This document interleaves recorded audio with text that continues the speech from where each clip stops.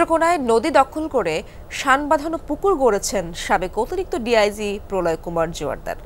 তার দেখাদেখি আরও অনেকেই গিলে খেয়েছে ধলেশ্বরী নদী। চলছে মাছ চাষ ও আবাদ। এরই মধ্যে জেলার সব নদ নদীর তালিকা চূড়ান্ত করেছে প্রশাসন। খনন করে প্রাণ ফেরানোর আশ্বাস দেওয়া হয়েছে। এই রমজানে নিজের পাশাপাশি আপনার ঘর এবং টয়লেটকে রাখুন পরিষ্কার এবং জীবাণুমুক্ত। নতুন বেস্ট এভার হারপিক এখন 5 মিনিটেই পরিষ্কার। বারোহাট্টার জিতন গ্রামে শান বাঁধানো পুকুর, বাদ দিয়ে চলছে মাছ চাষাবাদও। দেখে কারো বোঝার উপায় নেই এটি ধলেশ্বরী নদীর জায়গা।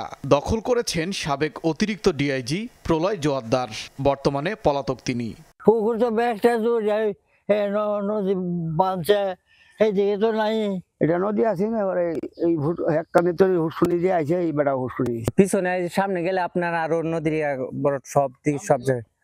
হ্যাঁ, এলাকার আরো অনেকেই দখল করেছেন নদী। একইভাবে কেউ করছেন মাছ চাষ, কেউ বা করছেন আবাদ। এতে মরে গেছে এক সময়ের খরস্রোতা নদীটি।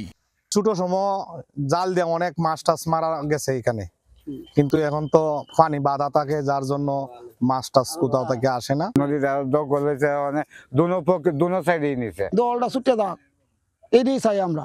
সম্প্রতি পানি উন্নয়ন বোর্ডের কাছ থেকে নেত্রকোনার নদ নদীর বিষয়ে তথ্য নিয়েছে জেলা প্রশাসন। এখন পর্যন্ত 95টি নদ নদীর তালিকা চূড়ান্ত করা হয়েছে, যার বেশিরভাগই দখল দূষণে আক্রান্ত। সেগুলো দখল মুক্তের পাশাপাশি খনন করা হবে বলেও জানিয়েছে প্রশাসন। অপরিকল্পিতভাবে বাঁধ কিংবা মাছ ধরার জন্য জাল ফেলে কিংবা আরো অনেক ধরনের এনক্রোচমেন্টের কারণে নদীটা হয়ে গেছে আর কি, প্রাকৃতিক পরিবেশটা নষ্ট হয়ে গেছে। আমরা জনগণকে জানাতে চাই যে এই নদীগুলো নেত্রকোনাতে রয়েছে। এছাড়াও যদি আরো কোনো নদী থাকে যেগুলো আমাদের এই তালিকায় আনা দরকার, সেগুলো আমাদের এই তালিকা সংশোধন করে আগামী 1 মাসের মধ্যে এই তালিকা আমরা পাঠাবো।